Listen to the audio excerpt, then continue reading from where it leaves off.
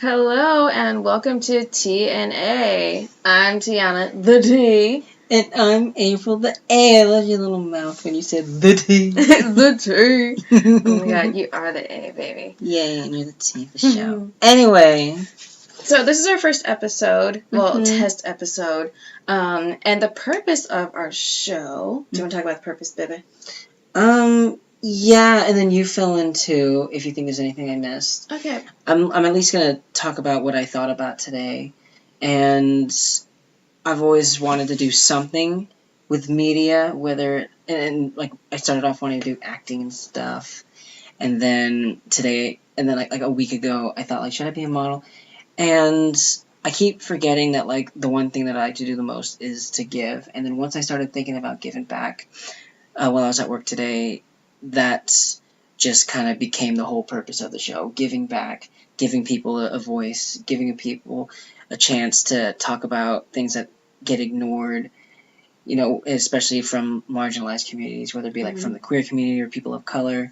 So, purpose of this show would be, to sum it up, for a platform to give people a platform to talk. And that's great because, like you were saying earlier, there aren't a lot of couples like us in the media. Mm-hmm. I mean, you're a transgender woman, and I'm a bisexual woman, and the closest thing in the media that I've seen to us is in Sense8, that couple that we love so much. Yeah. Yeah.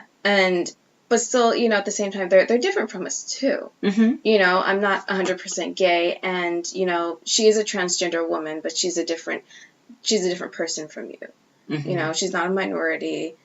She's just from a different group, kind of. So there's no one exactly like us in the media. And I just think that it's good that you want to give a platform and also interview people who are in Sacramento area and interview artists and people of the LGBTQIA plus community who want to talk about themselves and their lives. Yeah, totally. And it's just, it's definitely being, people in our communities are definitely getting the spotlight a little bit more often now, but there's still a lot of problematic things. I'm not going to talk too much smack about it, but, the first thing that comes to mind is that show Transparent. It's just, it's a serious issue. It's yay, cool, more people learning about transgender people, but it's still played by a cisgender, heterosexual, white man. Who happens to also be kind of a bit of a harasser on set. Yeah, I just saw that stuff about being on Arrested Development. Just all the men on the set, apparently. Oh, really? Which sucks because I loved, the first 2 seasons because that's all I've seen. Yeah. So I'm glad I didn't finish. I heard whatever the last season was, wasn't that great. Anyway, anywho, the purpose of the show is to give people a platform who don't usually have one. Yes, exactly. And was there anything else you wanted to throw in there too, sweetie? Not really. I mean, I'm just excited about it, and I think it could go far. I think we'd have a lot of fun with it. Yeah. And beyond, giving a voice to people who don't have one, I think another good purpose for the show would be to talk about topics that are often stigmatized, just gender in general, sexuality, mental health and mental illnesses, and systematic oppression, low-key politics and stuff. I'm not the best at talking about politics because, frankly, I don't watch a lot of news or anything like that. I don't know what foreign trade or what... that might not even be a political term. I don't know what the deal with oil is. I don't know anything about that. Right. So it's not my thing to talk about. But those other things, which are pretty taboo, well, they aren't, but the rest of society still treats it like it is. Right. I think are worth talking about for show. Right. So, cool. Well, this is our first sample podcast, so let's get into it. I'm excited. I am too. Heads up. Trigger warning for their next topic. Oh, yeah. This is a serious topic. So, if you have triggers when it comes to suicide and depression, those topics, this might not be this section of the podcast for you. But if you want to stick around, we'd love to have you. And then just remember, like, this is a safe place to discuss things like this. We're not here to look down upon it, and just here to remind people that no one's alone. Exactly. And talk about our own personal experiences. Yeah. Now, I'm pretty sure I've told you about my experience with suicide and depression, and you've told me about your experience with depression, but I don't ever recall you mentioning suicide. Have you ever had any thoughts like that, or how have you coped with it? I have had thoughts. I have been very depressed because, I'm 29. I'm in my late 20s. Mm-hmm. And I don't have a specific track in life. Mm-hmm. I have a lot of student loan debt. Mm-hmm. And I have a bad dating history and an even worse work history. So I just felt terrible about myself. I was very depressed, especially in the last couple of years, living with my parents and everything. Yeah. And I was seeing somebody who just treated me horribly. Mm-hmm. And I told you about him. Maybe we'll talk about relationships in another discussion. But it was emotionally abusive. Mm-hmm. And, I got out of it, but still I experienced a lot of depression and thought, what if I just decided not to be here anymore, Mm-hmm. And I've had those thoughts, like, growing up as a teenager, too. Yeah. For various reasons, mostly because I didn't fit in anywhere at all. I felt awkward, like, all the time. Oh, no. Yeah, all the time. Mm-hmm. And I just didn't think I was pretty. I didn't think I was cool enough. I didn't think anything of myself. Mm-hmm. So, just having to deal with those feelings, kind of came up in these past couple of years, and I've felt I've never attempted suicide. Okay. But I have thought about it a lot. Okay. And it's gonna sound so cheesy and so corny, but music really, really helps me. Mm-hmm. And one of the things that really helped me so much with this last, like, battle with depression and suicidal thoughts was the Kesha album, Rainbow, and that song Rainbow. For some reason, because one night I just was crying and I couldn't stop crying. Mm-hmm. And so I put that song on, Rainbow, and it soothed the hell out of me. It soothed me so much that I stopped crying, and I just lay there listening to it on repeat. Mm-hmm. I mean, she saved a life pretty much. Yeah. And that's basically my story about suicidal thoughts and depression in a nutshell. Yeah, I wouldn't call, what your coping mechanism is cheesy at all. I call it safe, first of all. Thank you. Thank you, baby. And I don't want to, put any words in anyone's mouth, but I feel like a lot of forms of art, whether it be like music, movies, and stuff like that, may not necessarily, like, when they're creating it, they're not sitting down thinking, like, you know what, I'm going to write the songs so people feel less suicidal. Mm-hmm. But, I feel like people who are really serious about it make it to connect with people and, find some common ground, and I think that's what helps people. So it's like, whether, you like coloring books and that just helps you, calm down a little bit, or just, get grounded, or listening to music, watching your favorite movie, or eating something, it just, feeling connected to something is a big deal. Right. Because I know that was my thing growing up, was whatever I was mostly afraid of. Right. Whenever anyone would ask me, like, what do you fear the most? What are you most afraid of? And I heard all the other kids and stuff say, like, oh, spiders, or the darkness, or, getting hit by a car. My thing was, like, always just being alone. Mm-hmm. And there was never anything specific. It was just that one thing. Not like, oh, you mean like not having a relationship? Or living alone, or not having any friends? It was just not just being alone in general that terrified me. Wow. And I felt that a lot growing up for a lot of reasons. I don't remember having a clear moment, like, learning that I wasn't white. Mm-hmm. But when I was 5, I had pretty pale skin, but I did know at a young age that I was half Mexican, half Filipino, and I had known, like, no other Filipino kids, at least, maybe like 1 or 2 other Mexican kids in school, but for the most part, it was a predominantly white schools that I went to, and, the older I got, the more different I felt, and it also didn't help that I went to, like, a different school almost every other year, so constantly being the new kid, making new friends, all the time having to learn how to make a new first impression every other year. you know, and it just started getting tiring and lonely, and yeah, just, I felt alone. I didn't know anyone else like me. I was always trying to fit in, you know, trying to be the person that I think everyone else wanted me to be, or at least the kind of person where, like, if I'm this way, people won't question anything about me, or think I'm weird or whatever. But I never, like, lied to myself about what I enjoyed, and kind of like how you found solace in Kesha, when I was 14 or 15 is when I discovered Tegan and Sarah, and I was just hooked immediately.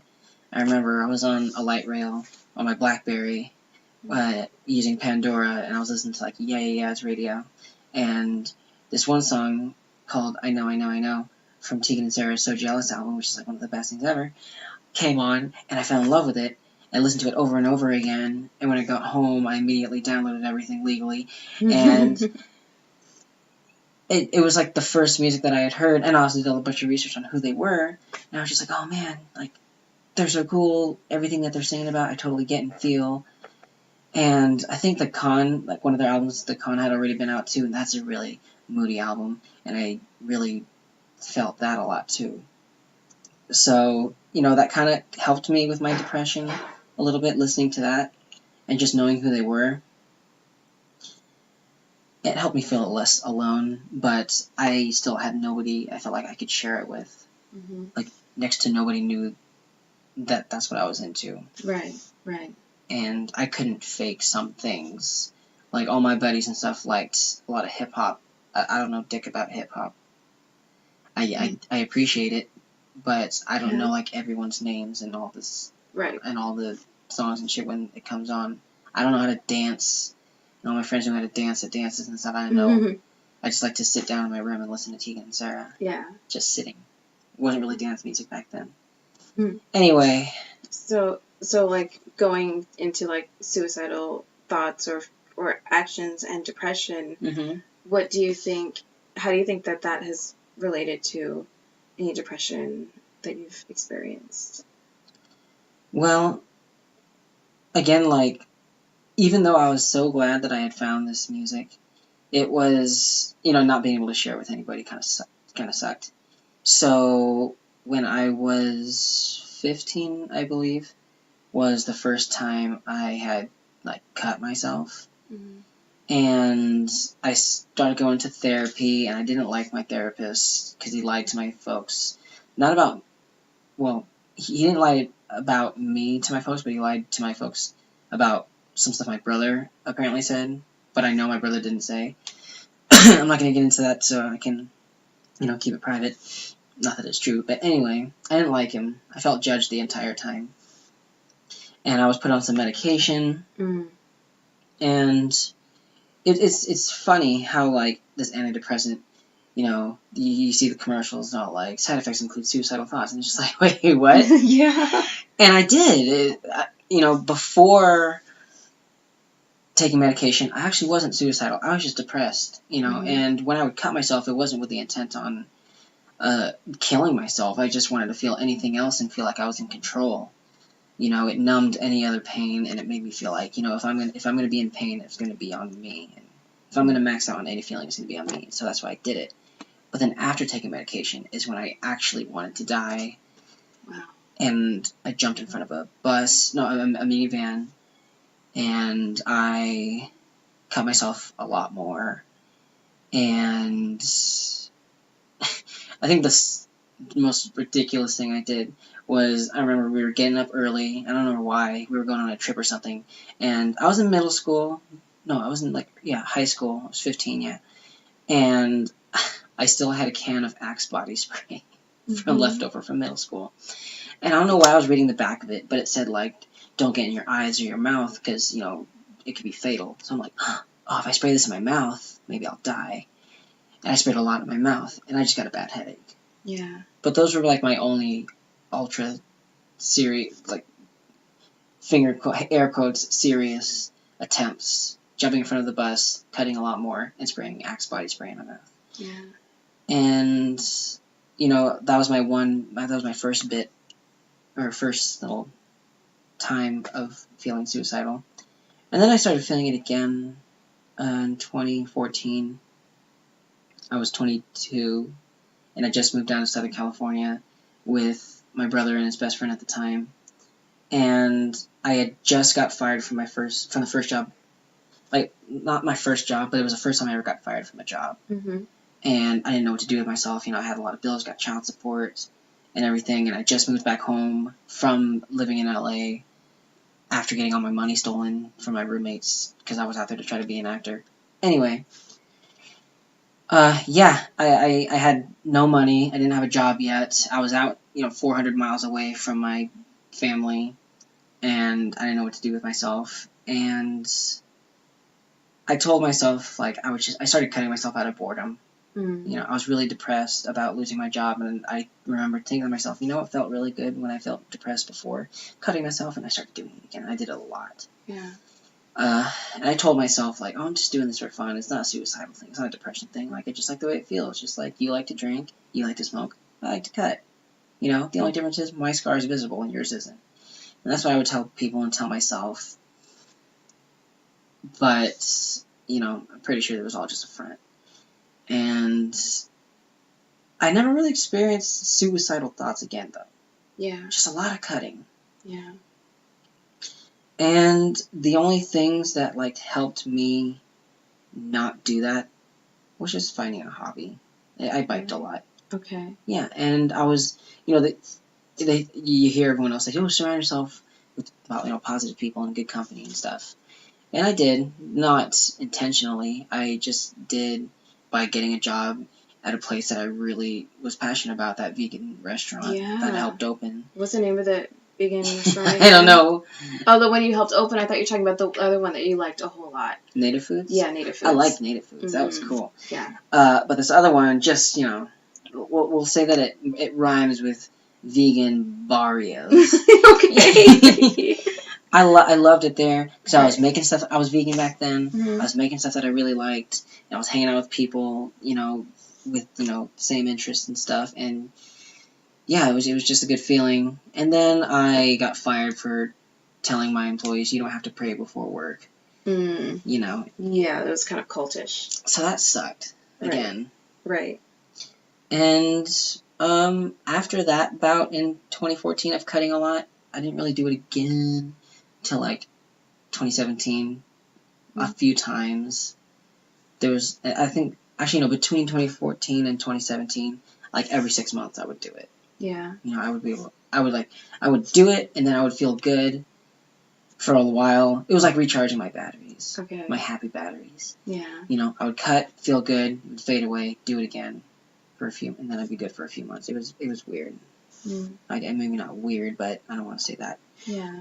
But it was different. It was different. Because there'd be some days in 2014 when I couldn't go a day without doing it at least once, and that's how it was. Just do one or two, cut the day, and then be good. Mm-hmm. But then, when it started being a every 6 months thing, I would do big chunks and then be done. Wow.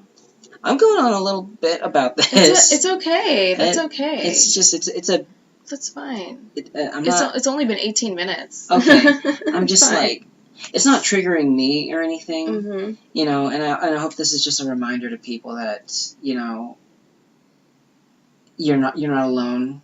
Right. Everyone handles depression differently. Right. Yours was the way yours was, and mine was the way mine was. Exactly. And neither one was better or worse than the other. Right. It just affects everyone differently. So I'm not going to say mine was more extreme just because there was blood involved. Right. But what caused yours could have been worse. But again, it's not a contest. Apples and oranges. Of course not. We were both going through pain.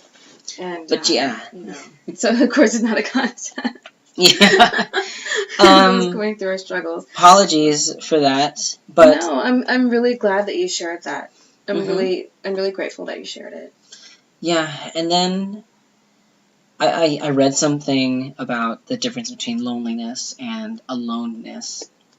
And it's funny how I kept telling myself, I'm afraid of being alone. But really, I discovered that being alone is kind of great sometimes. Yeah. I learned that a lot last year.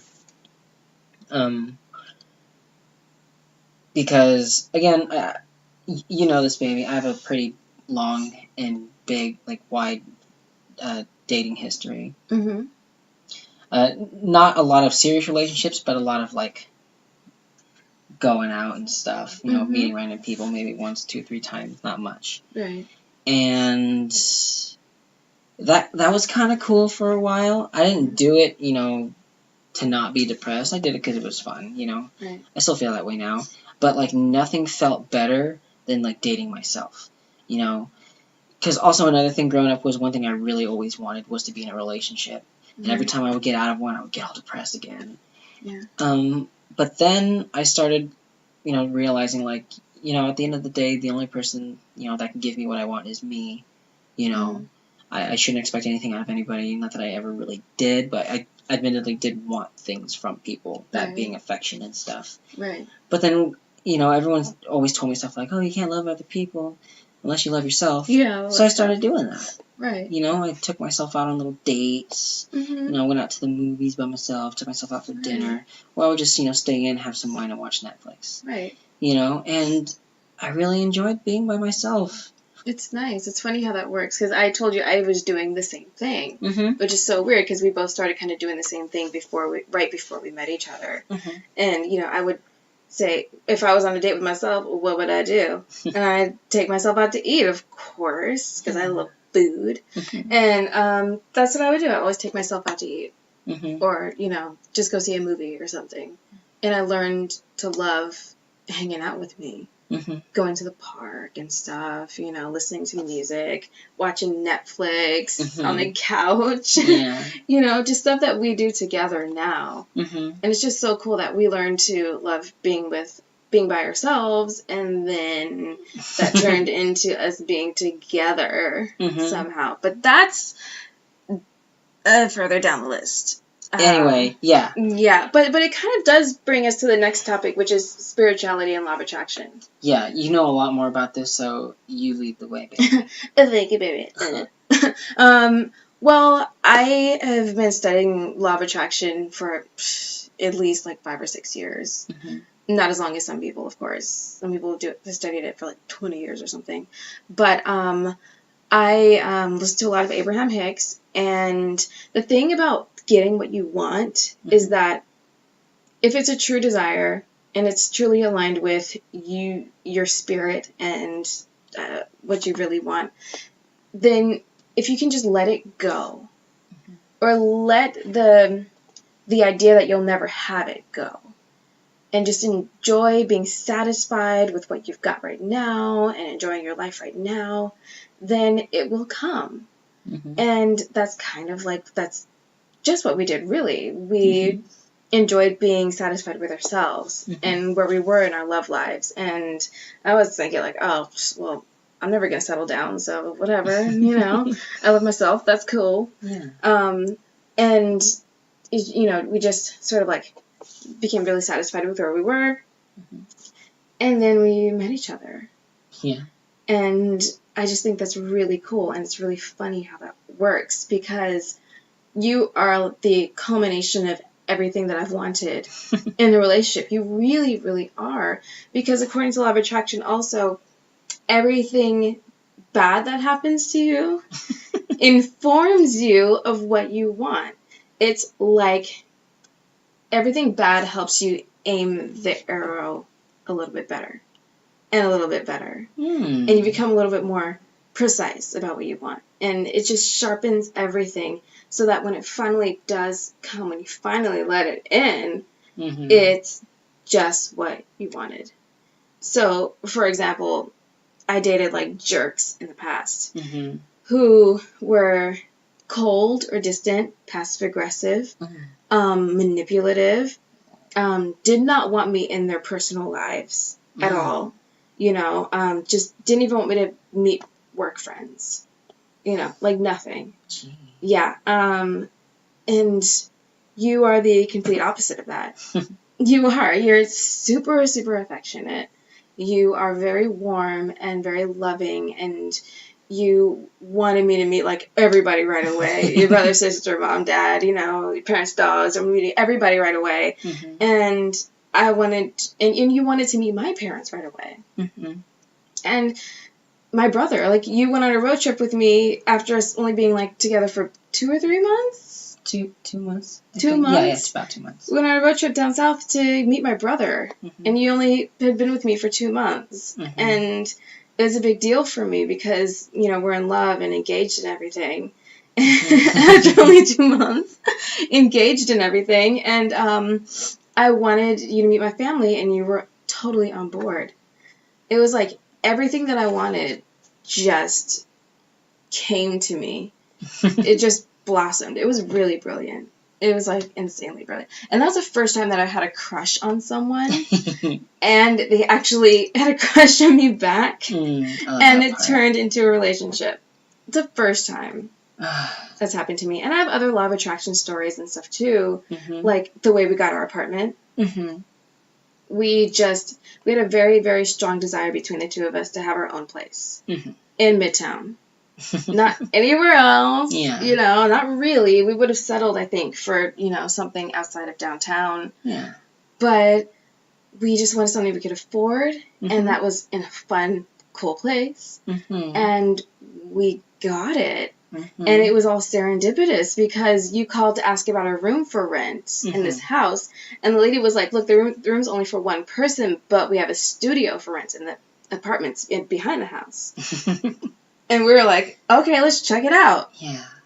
And we check it out, and we're like, okay, this could work. We did the applications and everything, like, all in one day, right? All in one day. Oh, my gosh. And that's the most amazing part is when something manifests Mm-hmm. and you're ready to let it in, it happens super fast. Mm-hmm. Like, bam. Because how the heck did it go? Was it on a Tuesday? We applied on a Saturday, and Okay. then we got the email or confirmation that we got it, Mm-hmm. the call that we got it on Tuesday, and then they say we can start moving in on Thursday or Friday. Right. So what happened? Everything happened in less than a week. Yeah. We found the place on a Saturday early, Mm-hmm. and then we went over there that Saturday to look at it, Mm-hmm. and that's when we did the paperwork. Mm-hmm. And the landlady, she was so nice. She's not here anymore, but the landlord was so nice, and she thought we were adorable. Yeah. And she was like, you guys are so cute. I'm going to put in a good word for you. And she's helping us with our application and everything, even though, like, I had no rental history, Mm-hmm. you know, and you had some rental history, and we were like, oh, we're not going to get it. But she helped us, and we got it. Mm-hmm. And it just all fell into place. Don't forget your good credit and my garbage credit, baby. It's okay, baby. Yeah. It's okay. Another thing for the listeners to understand that they're not alone in, I also have shit credit. Anyway, so law of attraction, though, like, Yes. what are, like, the key elements of it that came into play with the entirety of, like, us getting this place? Like, because, you know, like, us getting with each other, you know, a big part of that was letting go of what we wanted. Right. You know, what was a thing that we needed to do or that we put out or connected with? Well, we necessary. both definitely had a very, very strong desire Mm-hmm. to have our own place. That was the number one thing. Mm-hmm. We knew what we had a very, very strong desire about what we wanted. Mm-hmm. And the other thing is that we were searching and we were running into dead ends and stuff like that. Remember, we just weren't finding anything. But we're having a really good morning that Saturday. Mm-hmm. It was really pleasant. I don't know if you remember it, but we woke up and we're just it was a great morning. And, yeah. Remember that Saturday? And then we went to the co-op. Yeah, we did. And saw that other bunk apartment. It was a bunk apartment. Yeah. But we had a good morning. It was so great that day. And we were really relaxed about the whole thing and having fun with it. We're like, yeah, let's go look at apartments. And that's the other element is having the fun, no resistance to it. Mm-hmm. Just having fun with it. And putting your energy towards it. And then that's when things start falling into place and manifesting.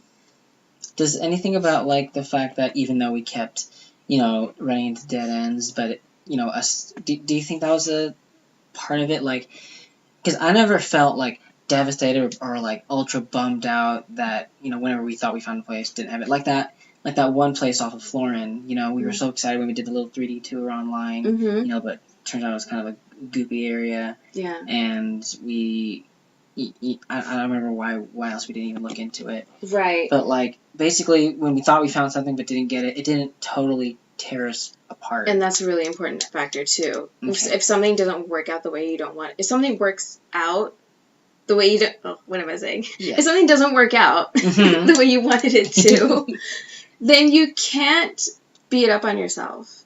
You can't just be upset about it and stay there. You've got to move on to something else. So that really helped because we were just like, okay, that's not going to work. Let's go on to the next. You know, but there was resistance during our search because we were trying a little bit too hard.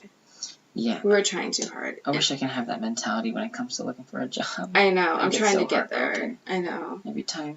It's kind of upsetting, but we'll figure it out. We'll get there. Anyway. But oh yeah, and another fun little law of attraction thing is that we started pointing out Subarus all over town, and the more we pointed them out, the more we saw, and now they're everywhere.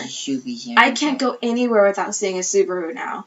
And we took a lift the other day, and we got a lift in a Subaru. Oh yeah, it was our first time in a Subaru together. And we loved it. And it's just great. But anyway, that's what I know about law of attraction. So you know a lot more, babies, but we save it for another day. Okay. Another day. Fun fact, she actually mentioned law of attraction on our first date, but she said it so fast that I thought she was saying stuff like, oh yeah, that makes so much sense because, like, according to lava traction. Lava traction. I'm like, the traction of lava. I'm like, you know what? Like, you know, whatever she's talking about, who cares what it's called? Yeah. What she's saying makes sense. I did not understand what you said for like 2 weeks, and then I asked you. Or you said it again, and then I clarified, oh, law of attraction. Yeah. So maybe it was like a month, actually. But you said it so fast, I thought you said lava. Traction. Lava attraction. No, wait, what's it got to do with molten Steamy. lava? Oh. But yeah, like I said, that was mentioned on our first date, which brings us to our next topic. Talk about a good segue, huh, babes? Yeah, a good segue. Baby. I'll try to reduce the baby chunks. I can't,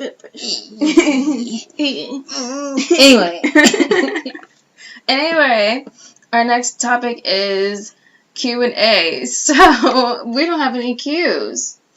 But we are going to do a pretend Q&A because it's our first episode. It's like a sample. It's no big deal. So, welcome to Q&A with T&A. Yeah, Q&A. So, I'll ask the question. Okay. How did we meet? Oh, that's so interesting and funny because we get asked that all the time. Yeah. No, well, maybe not all the time, but it's you get asked it. It comes out a lot. It does. And I love telling the story, but I love how, like, I don't want to hear your part of it first. Fine. Fun. So I started my first day working at Amazon in a fulfillment center packing boxes. Don't do it. Just kidding. And I started my first day and did training stuff. And I was like, okay. And the second day was when we were on the floor doing training, like in the workspace.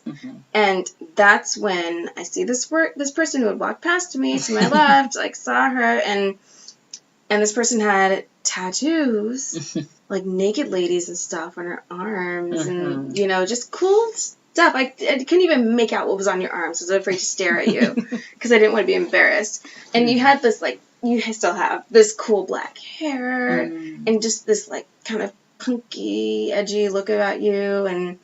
And I was attracted to you in the way that I'm attracted to women when I'm attracted to them. So I knew that you were feminine, and I didn't know how you identified, because you're also a tomboy. You know, like you like wear Vans and stuff. We used to wear Vans and stuff, and T-shirts and short jeans or whatever. You know, I'd lean more towards soft butch. Yeah. Soft bitch. But yeah, because I used to wear my flannels. Yeah. Anyway. And you love Subarus. Okay, but yeah. But yeah, I saw this person walking around, and I was just packing boxes, trying to go as fast as I could, and my trainer was like, oh, you're going to get timed. The manager wants you to be timed. It's just stupid. I can't believe it. It's like, okay. But little did I know that the person timing me was going to be this really interesting person I've been seeing walking around. And you came up to me and you introduced yourself, and I was like, April? Oh, that's her name, you know? Yeah. And, you know, I was just too embarrassed to really say anything to you, let alone ask you how you identified. Mm-hmm. You know, I was too shy to say anything, really, except, like, hi and hold, like, really short conversation, which you took the wrong way. Yeah, we'll get into that when I tell my half. And, yeah. But anyway, after that short, like, 2-minute conversation, you giving me advice on how to pack boxes faster, I was just stuck on you. I could not stop thinking about you. I could not stop. And then, I learned your name was like April, and the name April was just over and over again in my head. I could not get your name out of my head. I just couldn't. And I just had a crush on you for like 3 weeks before, 4 weeks, at least 4 weeks before. Because I think we met on the 16th or the 14th? The 15th. 15th of November. And our first date, well, you got my number on the 20th, and then our first date was on the 21st of December. Yes. So just over a month. Mm-hmm. Just over a month. And, like 4 plus 5 weeks. And, the way that you found out that I liked you is that my friend was talking about some guy who has a crush on some girl, and for some reason my mind was on you, so I was thinking this guy had a crush on you. And I was like, no, he can't like her. My friend's like, why? And I was like, 'cause I like her. And my friend was like, you like her? And I was like, oh wait, who was talking about? And she was like, who are you talking about? I said, April. And she said, oh, Tiana, I love you. That's so cute. You have a crush on April. And it was just awesome. And for some reason, you walked up to her during break. I think this is where I start telling my part of the story. Yeah. So I started, I want to say October 16th, about a month before Tiana started working there. Mm-hmm. And, I started off packing boxes like anyone else. And then I got into this thing called problem solving, where basically you find lost items and you replace damaged ones and shit like that. Basically, you don't have to pack and you walk around with a computer and look busy and important. Yeah, you look important. And so one day, like, I had to record people's times, and you take notes on them on where they can improve, and then you turn them to the manager. And my manager's manager saw my list of notes and was like, oh wow, April, this is so impressive, can you do some more, frequently, like every week? So I'm like, yeah, sure, whatever. And then one day while I'm problem solving, walking around with my computer, I see like a group of people walking around with a trainer, and I see Tiana there, and I'm just like, oh gosh. When I started this job, I told myself, don't make friends, don't get in any relationships, just no drama, just go to work, make your money, go home. Mm-hmm. And I already messed up by making a ton of friends. And now I see this person who I just totally infatuated with, but then another part of me is telling me, like, what are you really attracted to, you piece of shit? But, but I'm like, shut up, just, I know, I don't know, there's just something about the look in your eye, like, the way you were looking at the trainer and how serious you were, and your... Black Dahlia. Yeah. Yeah, that was the vibe I got, Black Dahlia. And it was great. And so, the next day I see her packing, so I'm like, oh, cool, perfect excuse to get to talk to her, but also pretend I'm being professional, track her time, introduce yourself, whatever. So, I go up to her station where she's packing, and I was like, hey, I'm April.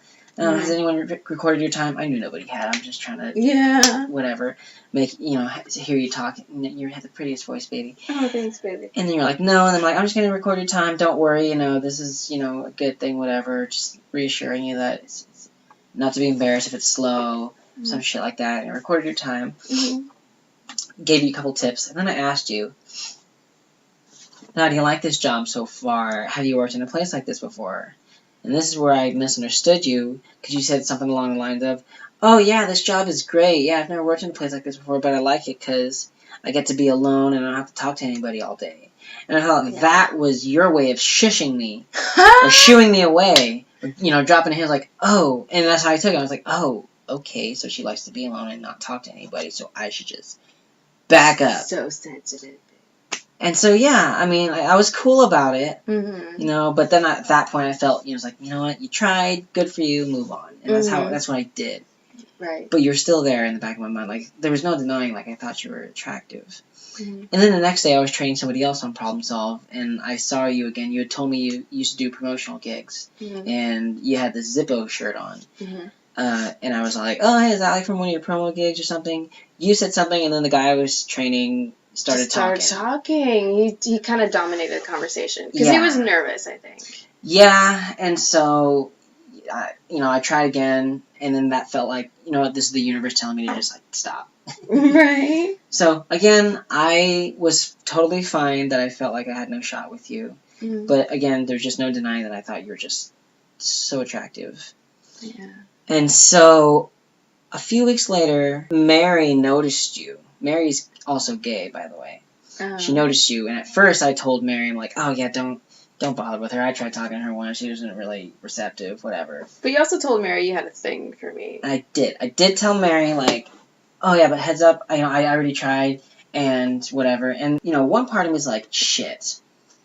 My friend Mary has another, girl under her sleeve, whatever. So I'm like, shit. But you know what? I was, feeling nice and different, and I was like, you know what? I'm going to be a good friend, and I'm going to be supportive, and I'm going to help her get with this girl, because I love being matchmaker, Yeah. So, but I did remind her, like, hey, heads up. If for any reason she's into me, I'm not going to stop her. I'm not going to, like, throw her your way. So, Mary and I had made plans to invite you and Cheryl, the girl that you were hanging out with a lot, to go out for dinner or coffee or just come over to me and Mary's place to hang out. Because I was cool with Cheryl, your friend. Yeah. So I thought, okay, well, if I'm cool with Cheryl and Cheryl's cool with Tiana, then the four of us could, all meet and then, get Mary and Tiana together. So we come back from lunch, we have this little meeting thing called stand-up, and before I can ask Cheryl if we can all hang out, she asks us, she's like, hey, do you two like to hang out? And we look at each other like, what the fuck? Yeah, we like to hang out. And she's like, oh yeah, you should hang out with me and my friend, we go out to dinner sometimes. Like, we went to Hooters, and at first I thought, like, oh, cute girl likes Hooters. She likes objectifying women. And I've never been to Hooters in my life, and I never will go. And so, anyway, I just thought it was a perfect opportunity to hang out, so I gave Cheryl my number. And then we all parted ways, and then... And that was the same afternoon that I just told Cheryl that I had a crush on you. I just said something. So after that meeting, we were all on our way out to our stations, and I was walking with Cheryl, and I was like, hey, Cheryl, don't think about this too much, but is there any chance that Tiana has a thing for Mary? And then Cheryl started busting up laughing, and I was like, what's so funny? Like, she don't say anything. She's like, she doesn't like Mary. And I'm all like, oh, what's so funny? And then she was like, it's you. And I'm like, what?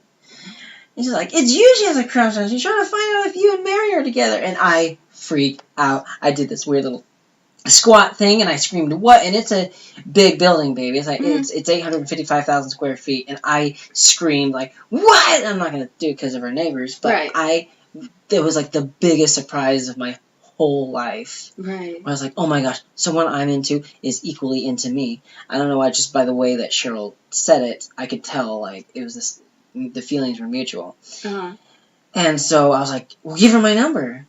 Give her my number. Also, I forgot to mention that when we were all, like, getting to know each other about talking about going out for dinner, I introduced myself again to Tiana, and I played dumb, like I didn't know your name. And you're like, and your name is Your name's Tiana, right? And then you're like, yeah, Tiana, and you like shake my hand all delicately, and I knew damn well I don't shake hands delicately, but anyway, yeah. Anyway, but yeah, I knew damn well what your name was. I was being a goof. I could tell. Yeah. Anyway, so for some reason, I still think Cheryl was bullshitting me. So I'm not like, you're kidding. This is a joke. This is like April Fool's or something. I know it's December, but I'm like, this can't be real. And she kept insisting it was real and stuff. I asked her how she found out, and she told me the little story about how you told her. It went a little differently, though. I don't know why she told it to me differently. I don't know.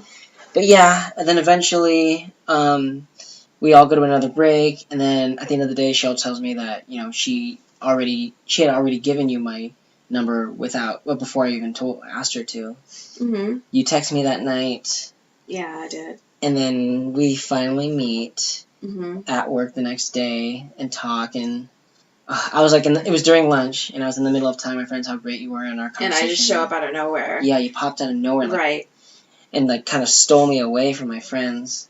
Which is fine. I wasn't trying to steal you away. You got up. You were like, I'm going to get some coffee. I'll be right back. Yeah, that's exactly it. The second I saw you, I froze. And right, I saw you. You turned red a little bit. It was cute. I was like, hang on, I got to get some coffee. And so we go get some coffee. Well, we're trying to, and it's taking too long, so we go out to this empty hallway and just start talking. And I show you all my tattoos. And you explain all 19 tattoos to me.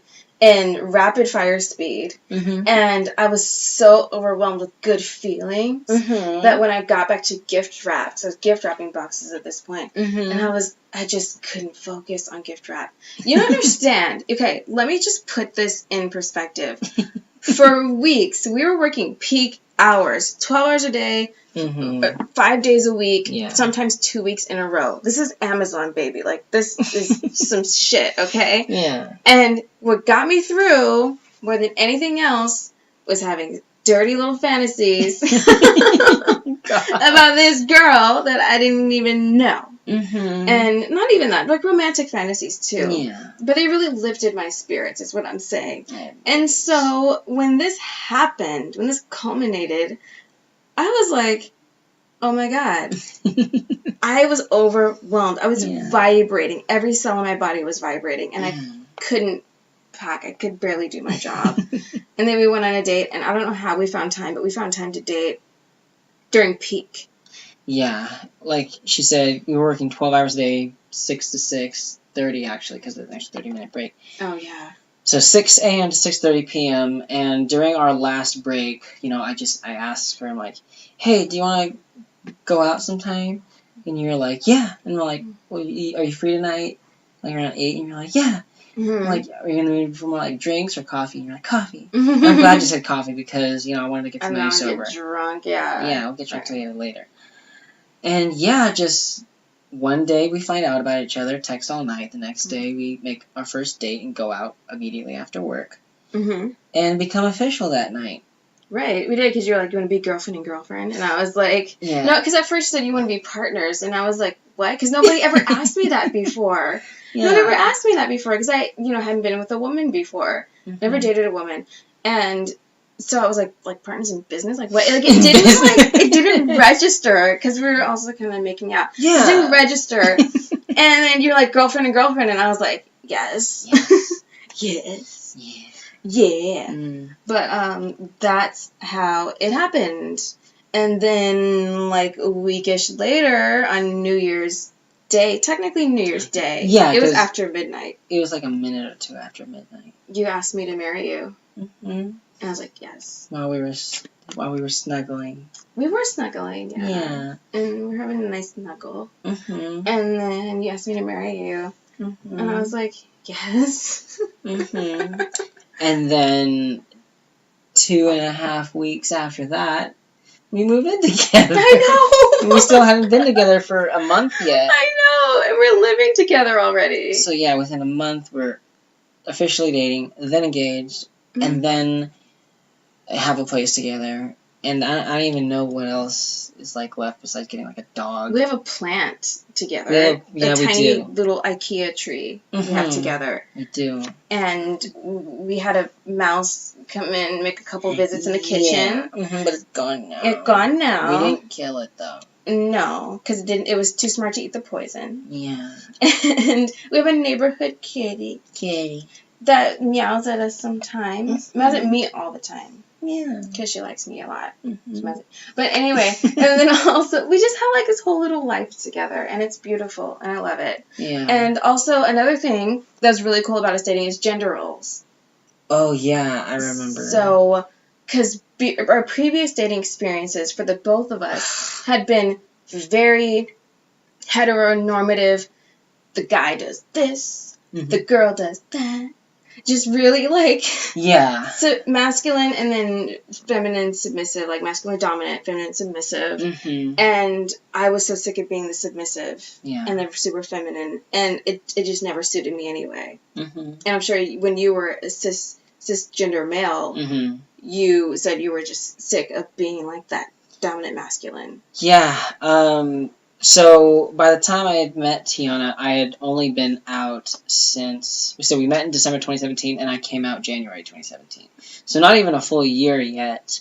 And in that year, I had gone out on a lot of dates, but I was never in a relationship with anybody, ever. Well, since I've come out, as a transgender woman. But before that, I had...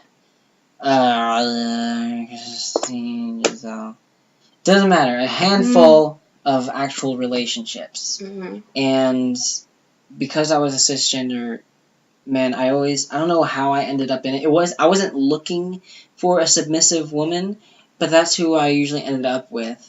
And there's nothing wrong with that. If that's who you're on, by all means. That's your thing. Yeah, go for it. Sure. Yeah, absolutely. Yeah. But what I didn't like there was this expectation for me to be a certain way. Mm-hmm. I had to be masculine. I had to pay for all the dates. I had to drive us everywhere. I had to be a man. There was even one time, and I hope it's not like TMI, where one person told me like, I love it when you something in me. I love it when you come in me because it feels like you're just filling me with your masculinity. And that was just, to me, like, I was just like, okay, well, shit, I can pull it off. Right. But that's just not what I am and who I was, I just, and any time I ever showed any shred of who I, like, really am, I would get, like, slammed for it, or, like, shamed for it, or be, like, called a pussy, or a faggot, or whatever, or, like, ew, or, like, man up, some shit like that. Yeah. And it's just, like, ugh, Right. And so, when we got together, we were on our way to work. It was really early. Mm-hmm. I remember because it was dark out.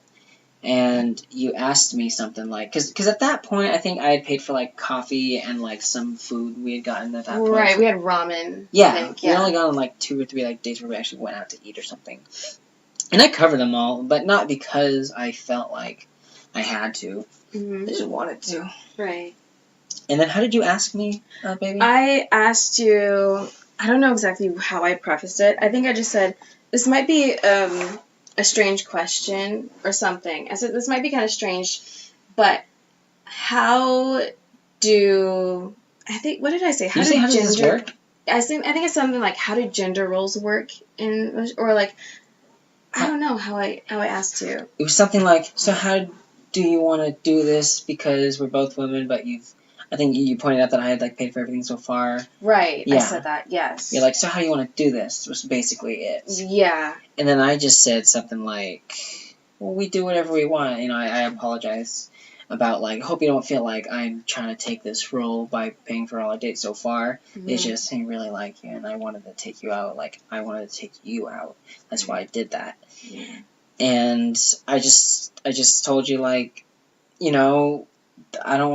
I don't think there should be any expectation. Like, if I want to get you stuff, I shouldn't. If you want to get stuff for me, if you ever want to go halvesies or go Dutch on stuff, like, totally just, it's no big deal. Mm-hmm. I just want there to be that sense of equality. There's no, like, power dynamic about it all. There's no, I think it's like an exchange of power or something like that. Like that. There's a term for that. I don't really know because I'm not a fan of it. Right. But it's just, there's not one person who, like, has the power or wears the pants. Right. We're in this together. We support each other.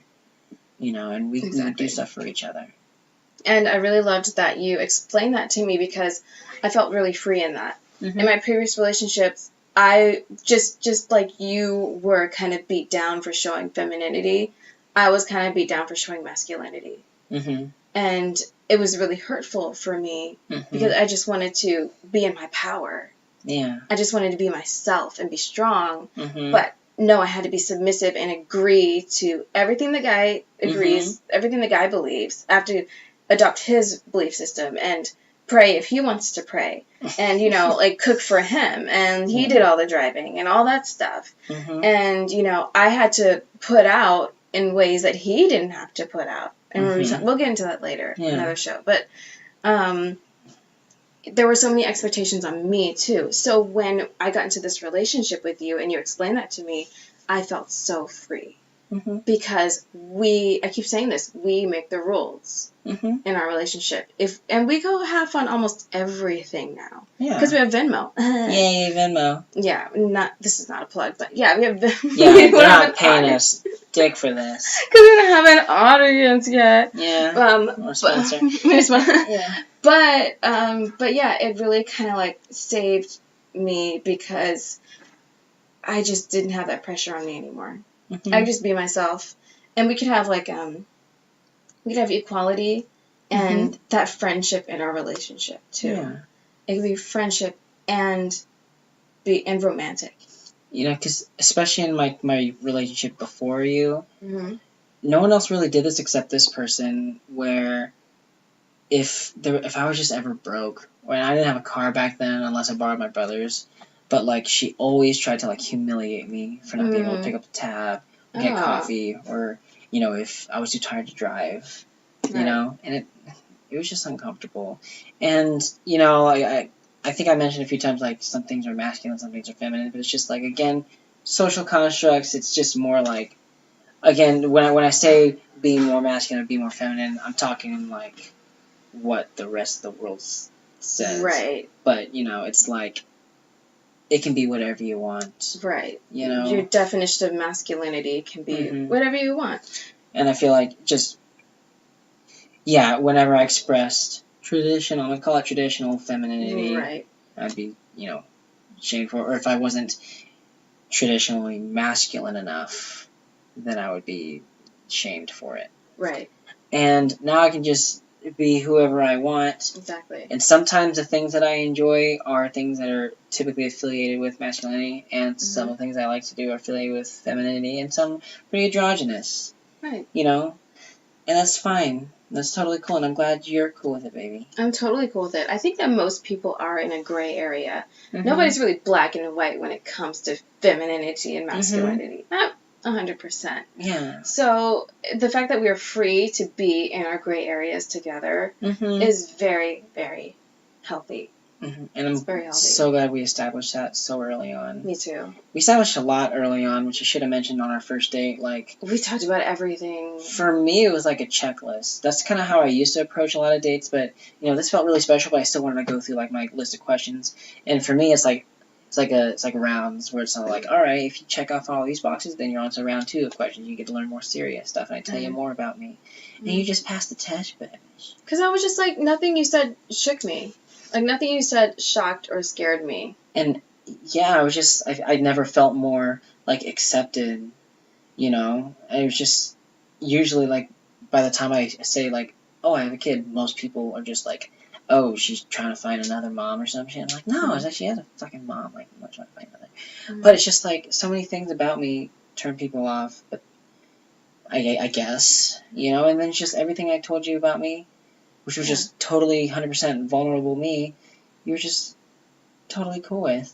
Yeah. And I can tell you were being the same with me, especially when you asked me if I would be down to meet your parents.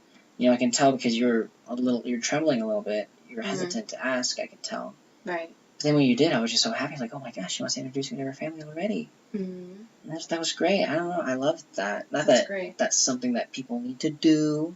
Right, right. But I think the thing that is good for people to all do, in a general sense, in relationships, is just be on the same page. I don't think anyone should have to adjust themselves to a point where they are not themselves anymore. Right, exactly. And that's what we were doing in the past, in most of our past relationships, at least. Yeah. And, and one other thing that I noticed, because for some reason, nothing about you, like, shocked me or put me off, even if you thought that it would or might. And actually, one of the things that really drew me to you, that you may have thought would put me off, is the scars. Yeah. On your shoulder. And, it's kind of like I could tell that it was, like, intentional scarring. But at the same time, I have scars on my body that I've always hidden and, like, been really, like, afraid to show. So when I saw yours, I was like, oh, that's a person who's not going to be afraid of my scars. And that's a person I can be with. Because I used to wear sleeveless shirts at work, and sometimes, yeah. My self-harm scars, some are on my chest, and there's a lot on my shoulder, and so that's how she saw them. Right. So, yeah. Yeah. I'm glad you noticed that. I did, and it did, and I was like, oh, well, that's someone who will accept my body. That was so important to me. And it hasn't happened recently, especially out here in Sac, I don't know why, but when I lived in LA and I had all these, you wouldn't believe how often, like, almost every day I'd go out with these out. People would come up and be like, oh, what, you got, like, a cat or something? Oh, you got an iguana? I'm like, shit, dude. It's like none of your fucking business. Yeah. And then there was, like, this other one where this guy was like, oh, piss off your girlfriend. I'm like, that's just... That's really disgusting. That's just thing to say. Ridiculous. So, yeah, but that's never happened out here in Sac. Well, people are nicer in Sacramento. Yeah, and I'm glad you put together a lot of pieces when you saw this. You thought about it more than just like, oh, what's that? Or ew. I mean, it was just like recognition when I saw it. Yeah. It didn't, you know what I'm saying. But anyway, that is our first podcast. Let's see how much time that we've wasted. No, I'm kidding. No, wasted. An hour and 3 minutes. Okay. That's really good time. If you listen to this, thank you so much. Thank you. And, consider this being a part of history. Oh, yeah. To the yeah. To the yeah. Hell to the yeah. Hell yeah. But yes, thank you for listening to two goofballs. Don't forget to comment, like, subscribe. And follow us on Facebook, Instagram. Yeah, and make sure you click the little bell notification so you get emails, types, alerts. Yeah, be part of the notification squad. Smash that like button. Smash it. Spank that like button. Anyway, we good, babies? Yeah, I think we're good. And don't forget to check out the merch. I put a link below in the... I'm just kidding. Okay, you end it whenever, babish. Okay, I end it now. Bye.